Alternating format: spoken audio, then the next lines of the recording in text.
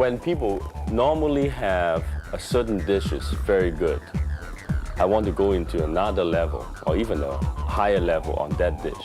As you know, in life there's a positive and negative. Man and woman, that make the world beautiful. And this is Feng Shui is all about. It's not just Feng Shui that generated the design, and it's not just the Italian Renaissance, or it's not just surrealism.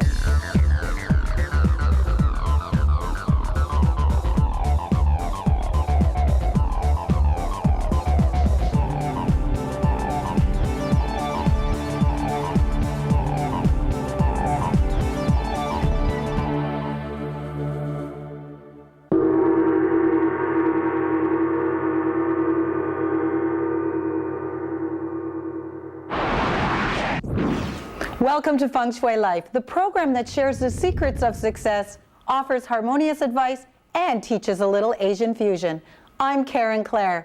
Now, Asian fusion cuisine can sometimes be considered a blend of exotic cultures, but as Phil found out, there's so much more to it than that. Internationally acclaimed chef Lee doesn't only have a knack for preparing exquisite food, he also has a skill for creating an environment that's not only good for the body, but for the soul.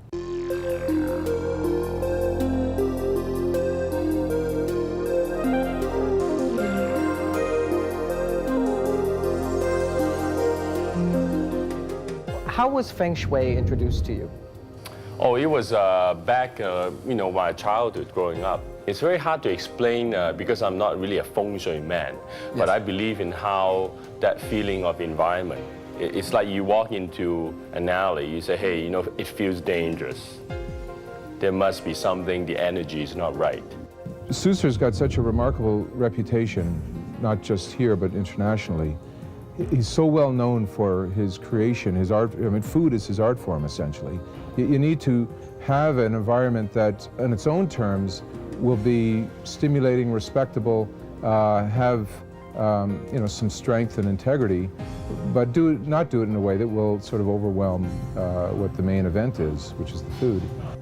It was very deliberate to configure the interior in the most straightforward, simple way possible. I mean, there are no door frames that are exposed, there's no baseboards or casings of any kind. Walls and doors are virtually indistinguishable. Certain moment, it is so zen, it's so quiet. And I think that is very suitable for myself. I don't want to have a place always has to be so busy or too quiet. So it has to have those two elements, the balance of yin and yang, noisy, but at a certain moment it's quiet. So when I saw this location, and I sensed, the energy was right for me. And when you are there and are at these intervals between the courses and the meal, you start to take stock of the differences around the room. You see the vellum screens that you passed on your way in. There are the curved openings of the original windows back out to the street. When you walk in, it's almost like a little bit of like a stage. When you're passing through, and because it's such, you have to do a little corner turn suddenly. Yeah, it's almost you're uncomfortable when you walk through the door. Because it's so isolated in that little area. And once when you come in, you feel like, oh, you take a deep breath, and you say, oh, here I am. The lounge was deliberately compressed. It's got a lower ceiling, and the furniture, in a sense, is almost deliberately oversized for the space. Even though, the room is not very big, but it has a very good energy. And people have a very comfortable feeling, and the color, and also the lighting, because we open most of the evening. There's a light shelf on the west side that light is coming up through the shelf, and there are a series of decorative objects that are displayed over there. I said, what the hell are you putting those things up there for? It's like I'm not selling Kentucky Fried Chicken, right? But at night, it looks so great when the light, it looks so serious in a way, serious but fun. On the main wall, the south wall, which is right opposite the street, are these two very large illuminated wall panels. There's a huge mystery to those illuminated wall panels. Sometimes when it's late at night, when we put it kind of a very deep red, and it's actually people getting into a very kind of romantic mood automatically, You just see the red of the color, it just suddenly, it changes people. And sometimes we got it kind of bright, you know, when things are really happening early in the evening, and people love that energy.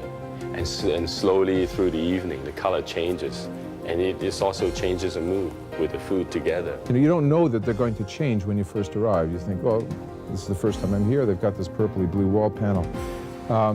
And after a drink or two, and then suddenly you realize, well, hang on a minute, that was bluish purple a while ago. Now it's turquoise.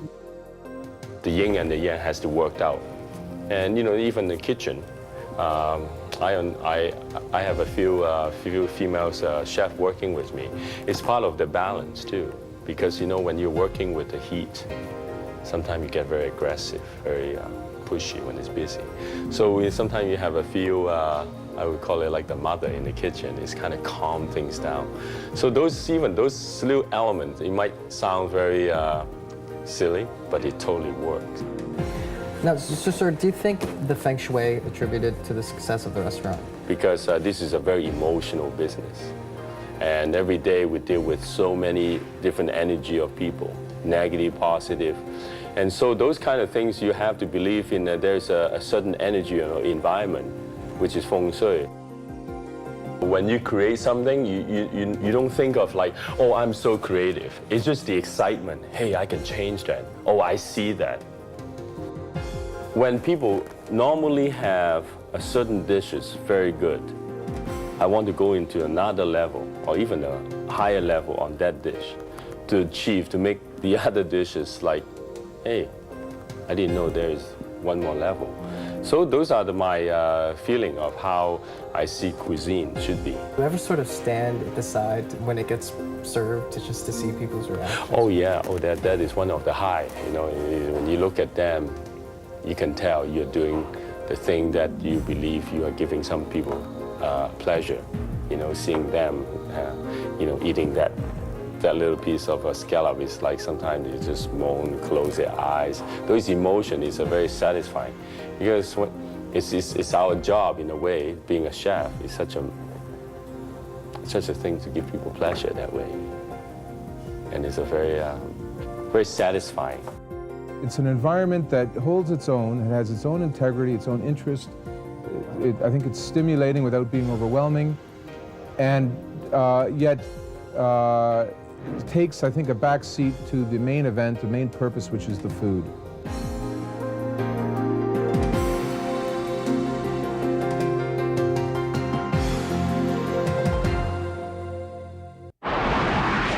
And now for the FSL question of the day. Which of the following describes yin-yang? Is it sameness, evolution, or opposites? Stay with us for the answer. This is crazy. You know, right behind you is the toilet. The toilet, the urinal, is all facing the direction of north. And that is another no-no in Feng Shui. So what we did is that we built a waterfall toward the north. So to let the water coming down to wash out all the negative thing from that urinal effect.